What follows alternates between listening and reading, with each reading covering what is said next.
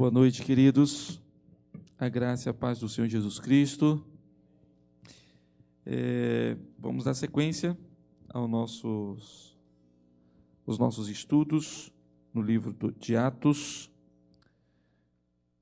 Como nós dissemos no início, né? Atos do Espírito Santo através dos apóstolos e da igreja.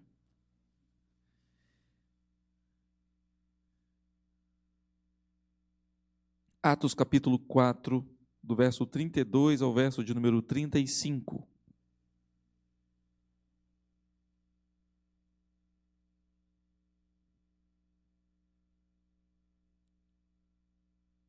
Atos 4, 32 a 35.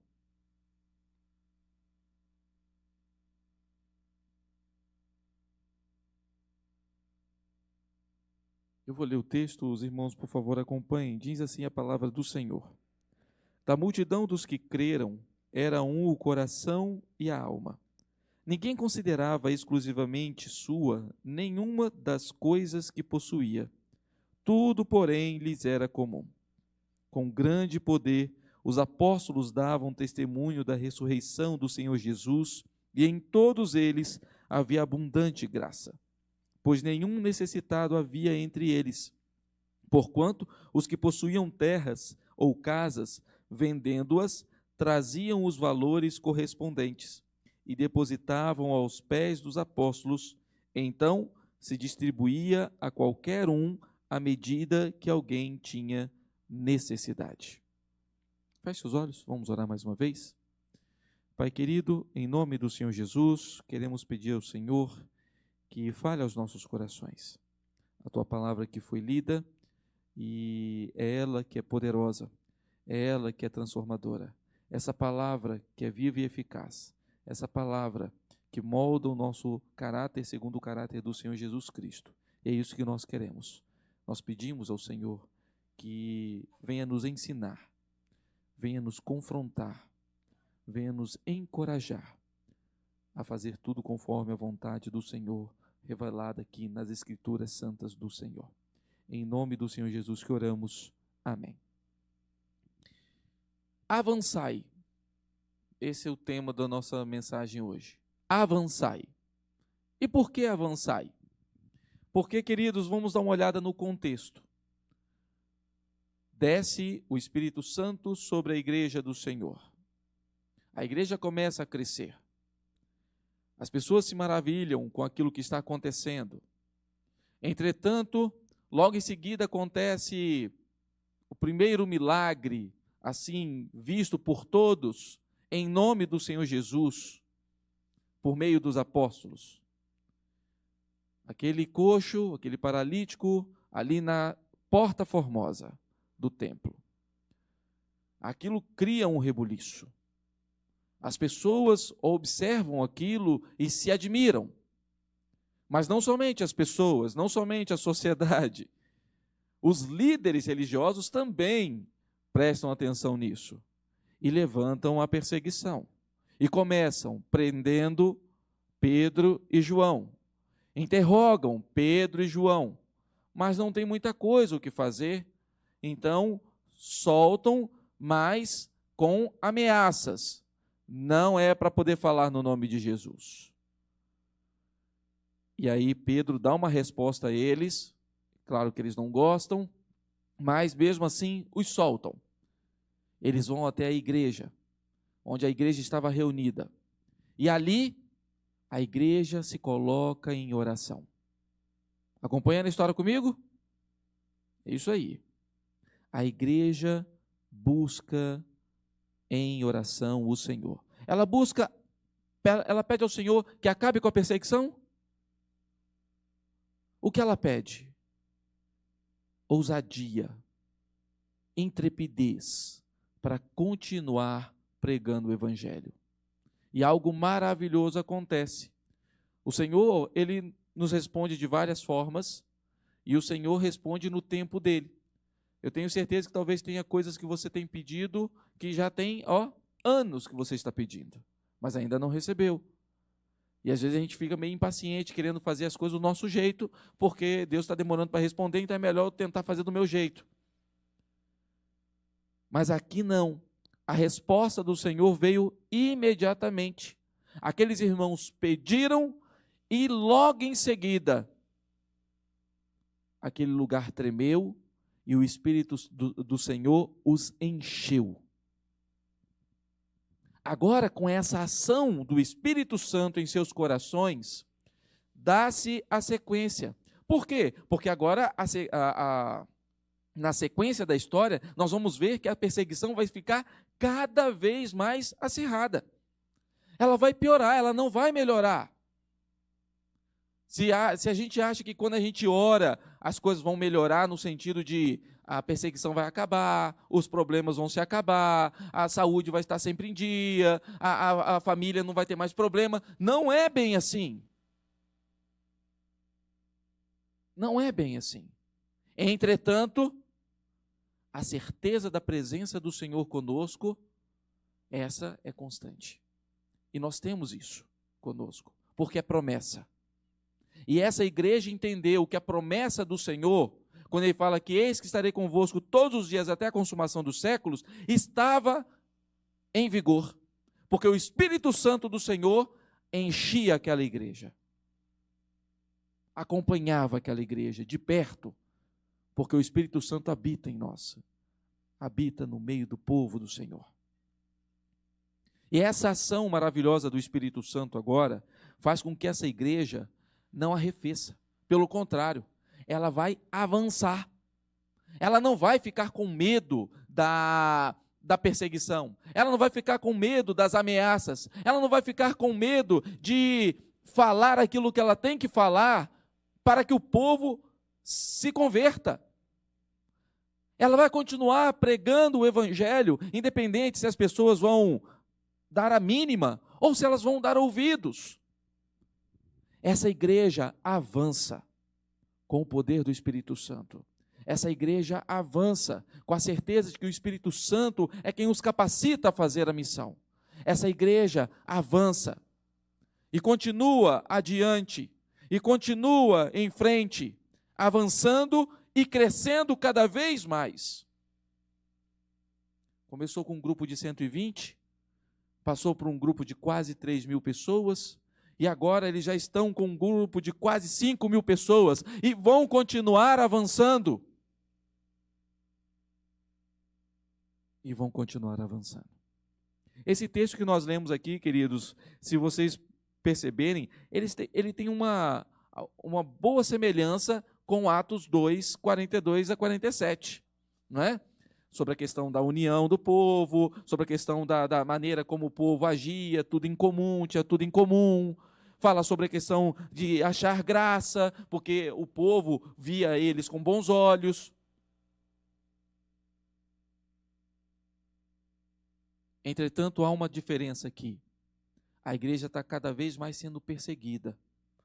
A perseguição está aumentando. As oposições estão se levantando. Mas a igreja não está recuando, ela está avançando. Ela continua avançando. E aqui, queridos, nesse avanço da igreja, nós observamos pelo menos, eu elenquei aqui, 3 características importantes para nós nos dias de hoje, porque a igreja hoje tem os seus opositores, a igreja hoje sofre com oposição, a igreja hoje sofre com perseguição.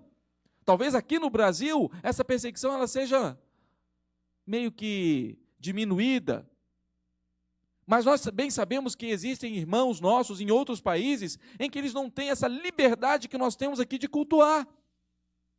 Mas a igreja continua avançando.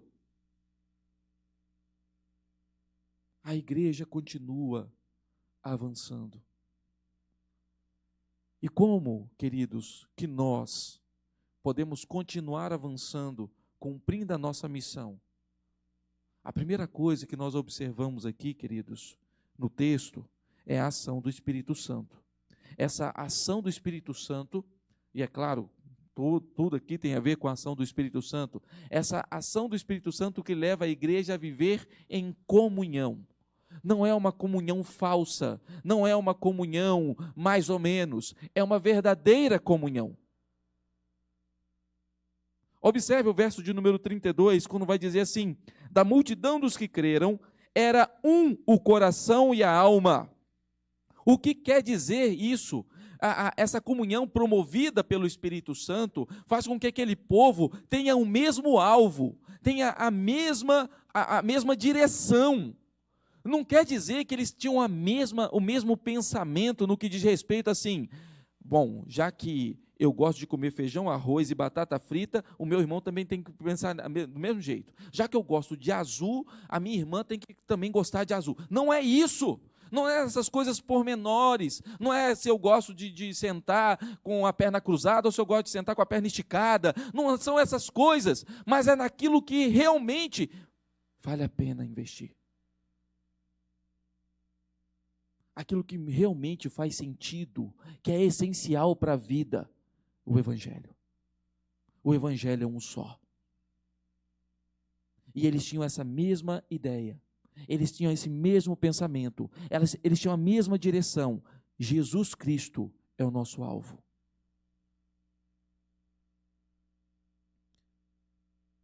Eles tinham um só coração e uma só alma.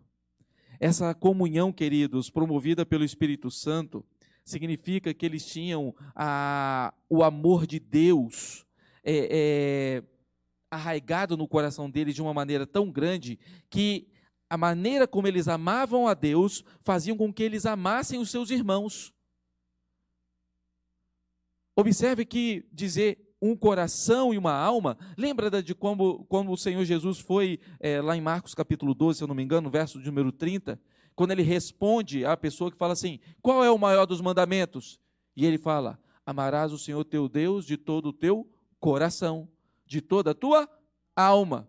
Depois ele continua falando de toda a tua força e de todo o teu entendimento. Mas observe que as duas primeiras coisas, de todo o teu coração e de toda a tua alma. Assim como nós amamos o Senhor de todo o nosso coração e de toda a nossa alma, assim também essa igreja amava uns aos outros, com todo o seu coração e com toda a sua alma. Porque esse é o segundo e maior dos grandes mandamentos: amarás o teu próximo como a ti mesmo. Será que nós temos amado dessa maneira, queridos? Será que a nossa comunhão hoje tem sido dessa maneira? A gente precisa analisar, queridos, a ação do Espírito Santo na nossa vida hoje.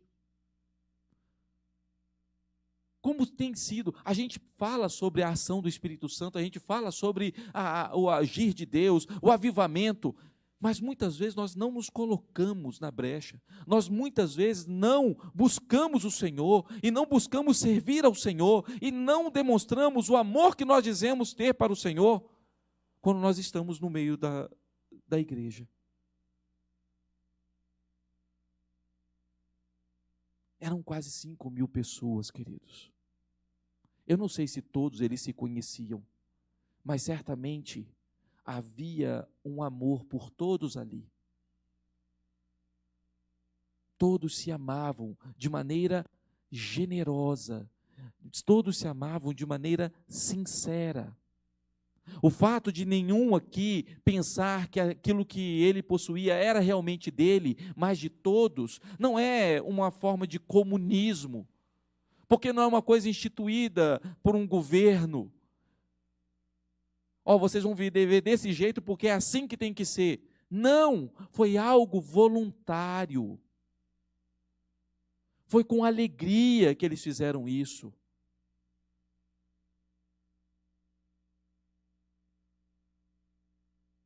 Nós muitas vezes vemos em algumas situações muito estranhas, né? Sobre a questão, né? Tudo que eu tenho é do Senhor, mas quando é para usar para a obra, aí é meu mesmo. A gente volta para nós mesmos, né? Tudo que eu tenho é do Senhor, o Senhor que me deu, então é para o Senhor. Mas se o irmão pedir uma carona, tem dificuldade, né? Se acontecer alguma coisa, de precisar de um auxílio aqui para um missionário, o bolso fala mais alto. Nós temos essas dificuldades, queridos, porque nós realmente não amamos como dizemos que amamos. Realmente nós não temos uma comunhão como deveríamos ter. E isso não faz a igreja avançar, isso emperra a igreja. Isso segura a igreja. Essa igreja avançava porque eles davam testemunho do amor que eles tinham para com o Senhor, amando uns aos outros.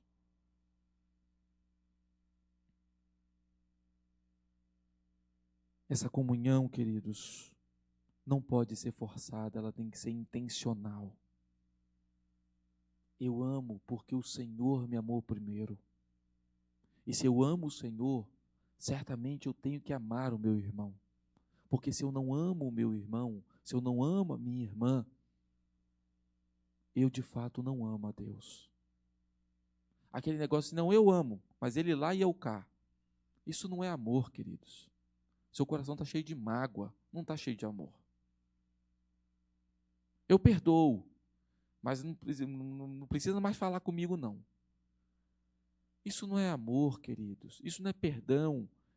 Isso é amargura. É ira. E isso, queridos, não deixa a igreja crescer. Pelo contrário, isso emperra. Isso faz a igreja recuar. Para avançarmos na nossa missão, é necessário que nós, de fato, tenhamos uma verdadeira comunhão. A segunda coisa que esse texto nos traz é o testemunho. Observe o versículo de número 33, quando diz assim: com grande poder os apóstolos davam testemunho da ressurreição do Senhor Jesus, e em todos eles havia abundante graça. Observe aqui, queridos, que a igreja avançava no testemunho. Esse poder que está aqui citado, possivelmente era o poder dado aos apóstolos para fazer sinais e prodígios. Em apenas poucos casos, a gente vê sinais e prodígios sendo feitos por outras pessoas que não os apóstolos. Em raros casos, principalmente em Atos. Não porque o Senhor não poderia usar outros irmãos, mas era um testemunho daqueles que foram escolhidos por Deus para ser liderança no meio do povo, e eles eram as testemunhas oculares de tudo que aconteceu dentro do ministério, morte e ressurreição do Senhor. Claro que vários outros ali ainda eram vivos e tinham também visto o Senhor ressurreto. Entretanto, aos apóstolos foi dado esse poder para esses sinais, daquele momento ali em que o cânon ainda não estava fechado. Entretanto, o que nos chama a atenção é que, mesmo esse poder sendo manifestado, as curas, milagres, outros sinais diversos sendo assim feitos, isso não era para engrandecer a igreja, isso não era para engrandecer os apóstolos, isso não era para engrandecer seja quem fosse que fosse usado por esse poder, era para testemunho do Senhor Jesus ressurreto.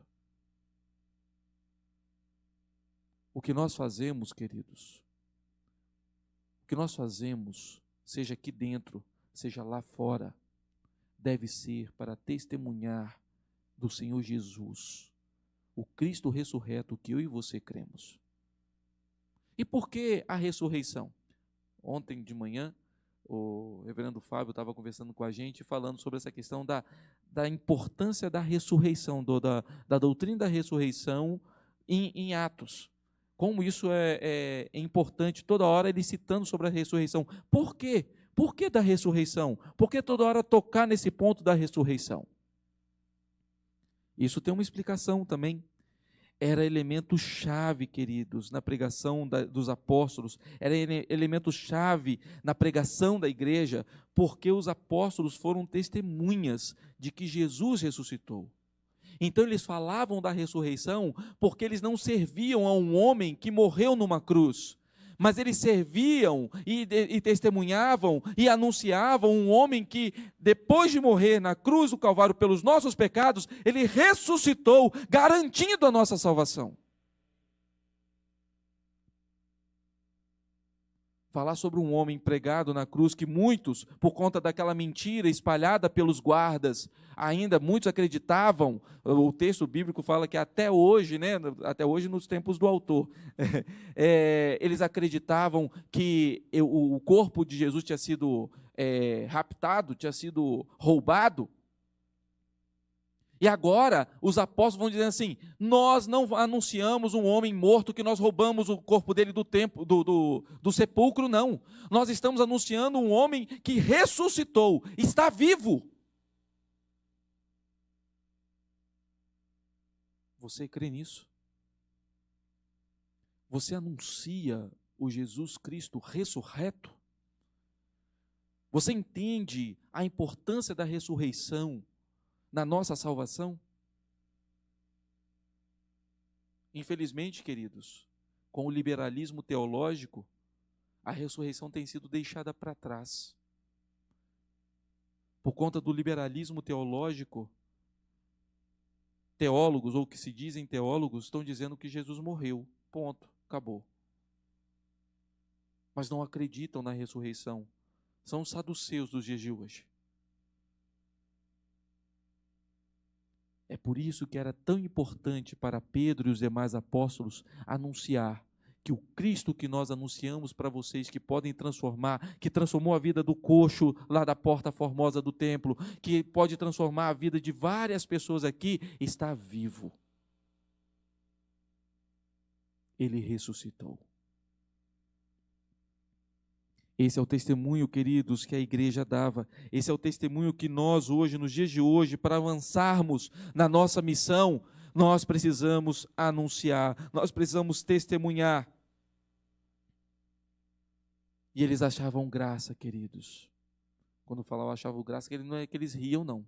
Eles achavam graça, eu estou dizendo, a graça mesmo, a graça do Senhor. A palavra caris. Eles achavam o favor, isso mesmo, das pessoas. Quando ele diz aqui no final do verso 33, e em todos eles havia abundante graça. Alguns estudiosos acreditam que não é só em todos eles no que diz respeito à questão dos crentes, mas assim como é falado lá no final do capítulo 2, no verso 47, né? Quando fala, louvando a Deus e contando com a simpatia do povo, é justamente, alguns estudiosos entendem que essa graça que eles achavam, que era abundante sobre eles, era também da parte do povo, que ainda, mesmo com a perseguição, também viam como eles viviam tão unidos, viam como eles viviam tão juntos, uma verdadeira comunhão, que aquilo fazia com que eles também quisessem, mesmo diante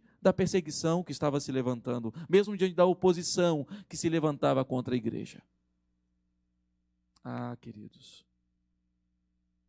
a nossa comunhão também é um testemunho para os de fora. Testemunha que nós cremos que o nosso Deus nos faz um nele. Nós testemunhamos que Jesus Cristo morreu por mim e por você.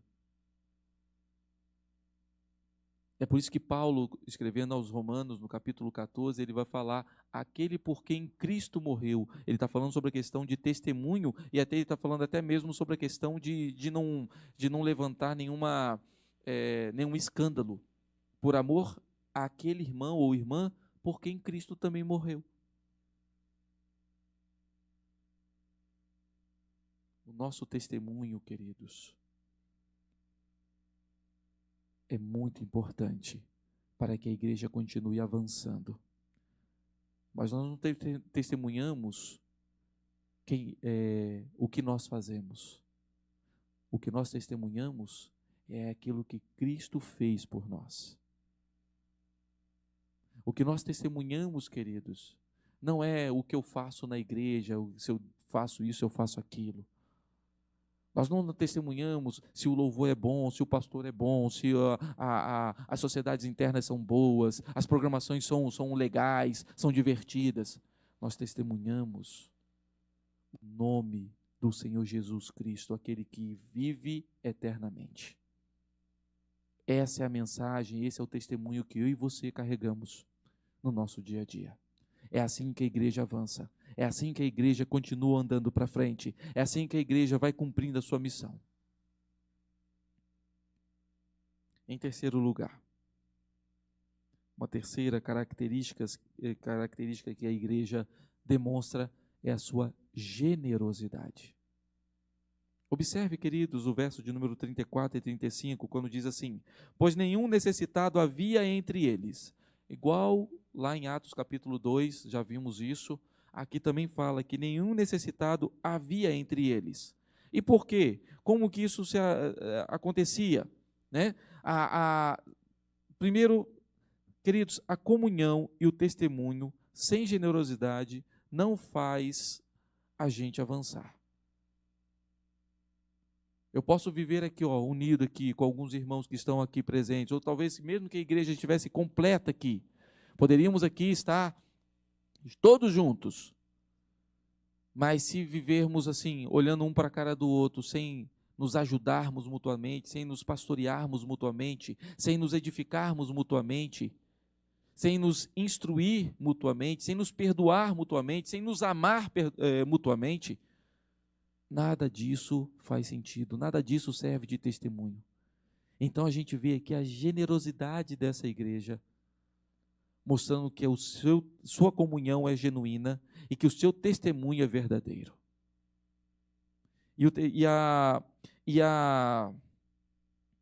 Essa generosidade dos irmãos, ela não é algo assim, simplesmente cada um por si. Ela tem uma organização.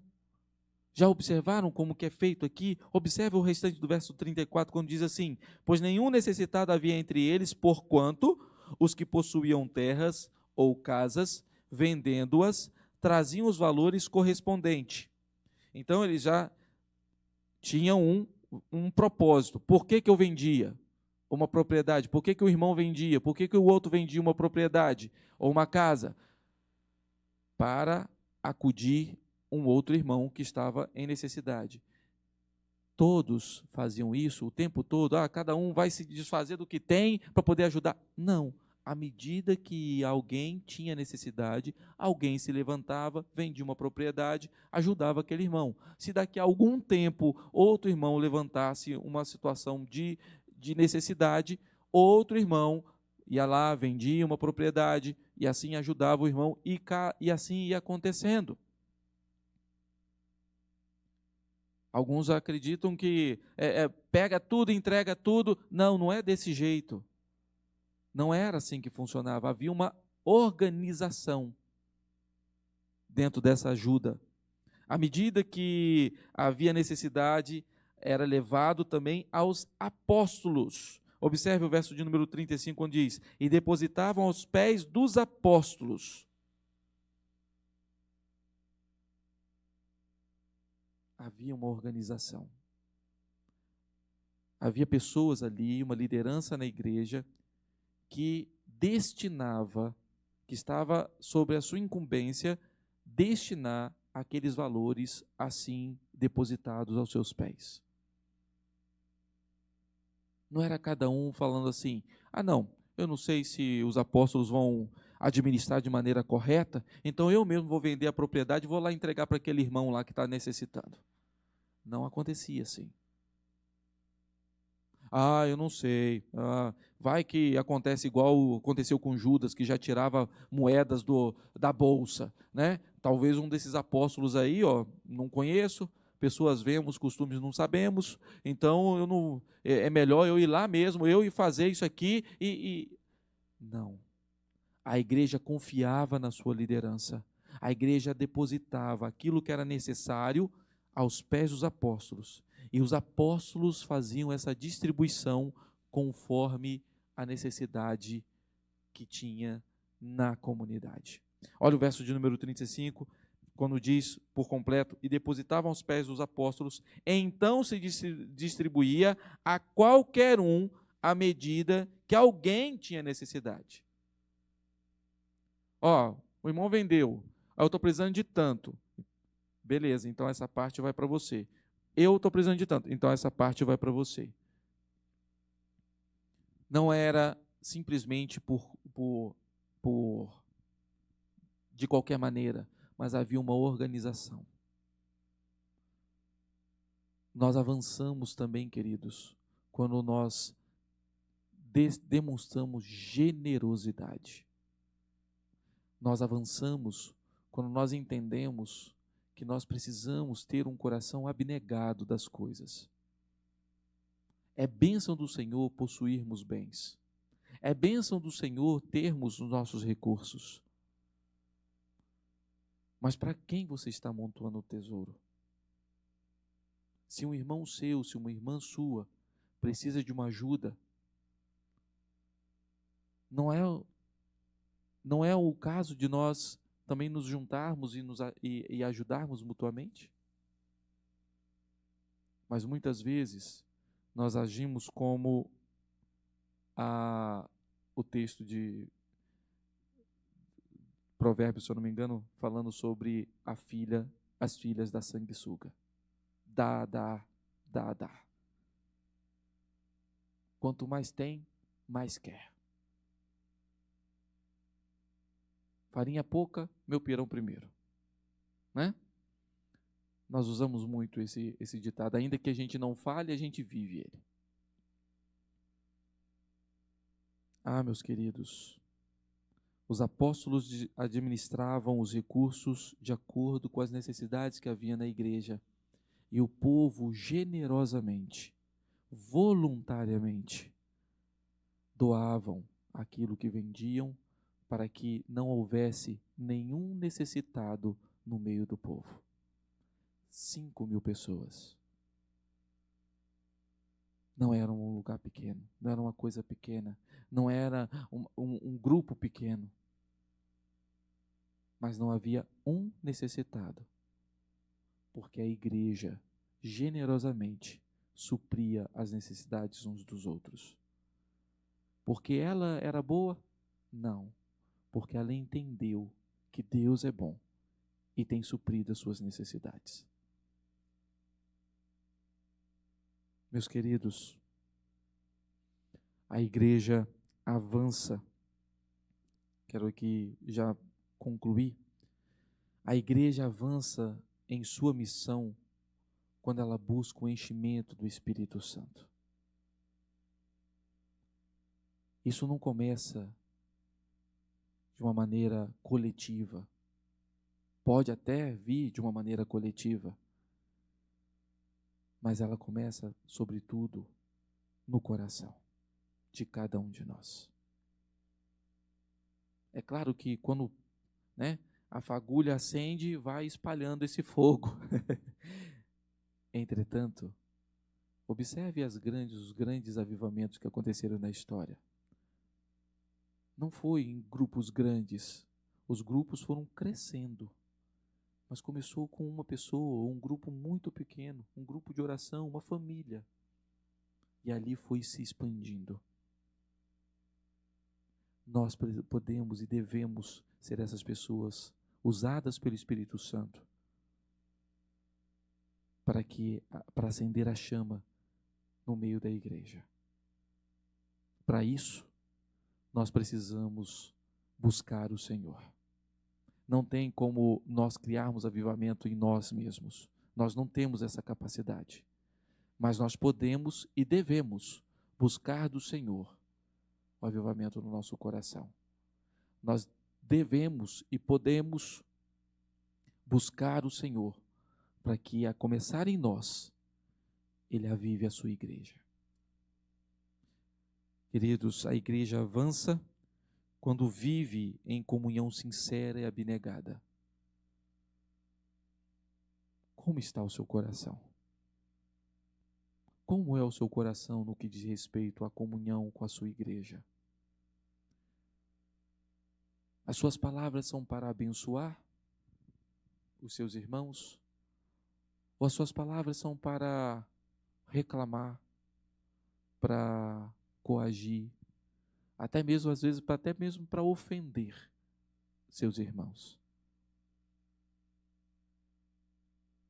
A comunhão, queridos, precisa aumentar. E ela aumenta quando nós começamos a entender que, porque nós amamos a Deus, nós amamos nossos irmãos. Essa igreja, mais para frente nós vamos ver, vou dar aqui uma palhinha do que vamos ainda ver pela frente, a gente vai ver que ela não era perfeita. Houve reclamação no meio dela? Houve reclamação no meio dela. Mas não fala que a reclamação que houve, ainda que houvesse razão, era um ponto positivo dessa igreja.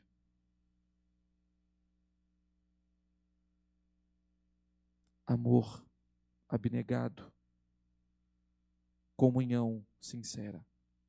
A igreja avança quando nós testemunhamos o Cristo ressurreto. Testemunhe, queridos. Testemunhe para os seus irmãos aqui. Testemunhe para aqueles de fora. Testemunhe para os seus vizinhos. Testemunhe para os seus parentes. Não abra mão dos seus princípios. A mensagem que você precisa pregar é essa: Jesus e Jesus ressuscitado. A mensagem que nós temos e que transforma as pessoas não é discutir forma de batismo. A mensagem que nós temos para discutir, que muda as pessoas, não é se ele vai na igreja A ou se ele vai na igreja B. A mensagem que transforma a pessoa e faz a igreja avançar, não é se ele gosta de música desse jeito ou se gosta de música daquele jeito. Se ele ouve o pastor tal ou se ele ouve o pastor tal. A mensagem que faz a igreja avançar é pregar Jesus, vivo e que vive eternamente. A mensagem ou a missão, ela avança, a igreja avança em sua missão, quando o amor é observado na ação, na nossa generosidade. Sejamos amáveis, generosos, e vamos agir conforme a vontade do Senhor. IPG2, avançai. IPG2, cumpra a sua missão, continue avante,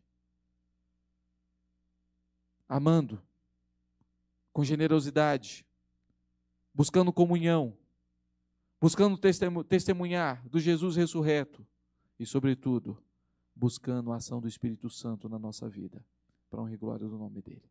Que Deus assim nos abençoe. Fique de pé, vamos orar nesse instante, encerrando aqui o nosso culto. Nessa oração, queridos, final, eu gostaria de interceder pela Esther, neta do nosso irmão Juarez, que ainda continua internada, mas está bem melhor, glória a Deus por isso. Ela está com a pneumonia e uma otite, que precisa ser curada, ainda está em momento de tratamento, mas está internada ainda. E orar também pela nossa irmã Thalita, ela foi recebida agora no início do ano, tem pouco tempo, ela já está grávida, já de 8 meses e alguma coisa, já próximo de ganhar, ela está tendo um acompanhamento médico para que não haja nenhuma complicação, então certamente é bem possível que ela já tenha que fazer a cesariana na semana que vem. Então vamos orar também pela nossa irmã Thalita, filha da nossa irmã Valéria e do nosso irmão Eduardo. Feche seus olhos, oremos ao Senhor. Pai querido, em nome do Senhor Jesus, queremos agradecer ao Senhor por esse momento de culto que aqui participamos. Louvamos o Senhor porque até aqui o Senhor tem nos feito avançar, mas talvez ainda estamos avançando ainda com passos muito pequenos. Ó Deus bendito, derrama o Teu Espírito sobre nós. Encha-nos, ó Deus, com o Teu Santo Espírito, de maneira, ó Pai, que testemunhemos, de maneira, ó Pai, que amemos, de maneira, ó Deus, que com generosidade ajudemos-nos uns aos outros, para que o Teu nome seja glorificado, seja propagado, seja proclamado, para que o Jesus ressurreto, o nosso Senhor Jesus Cristo, seja anunciado e a igreja avance cada vez mais, para a honra e glória do Teu santo nome.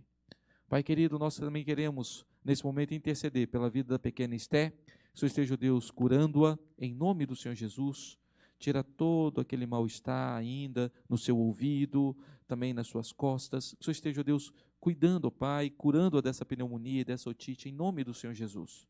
Pedimos também por esse momento final de gestação, ó Deus, da nossa irmã Thalita. Que o Senhor seja, Deus, cuidando dela, cuidando, Deus, daquela criança. Que a boa mão do Senhor conduza todas as coisas para que em breve ela possa estar com essa criança nos seus braços, com alegria, louvando o Senhor, tanto ela quanto o seu esposo, para a honra e glória do teu santo nome. Ó Deus bendito, sê conosco para que tenhamos uma noite abençoada, de descanso, e se assim o Senhor nos permitir, amanhã continuemos a testemunhar do Senhor para todas as pessoas que nos cercam, que estejam ao nosso redor, que estejam ao nosso alcance. Em nome do Senhor Jesus que oramos. Amém.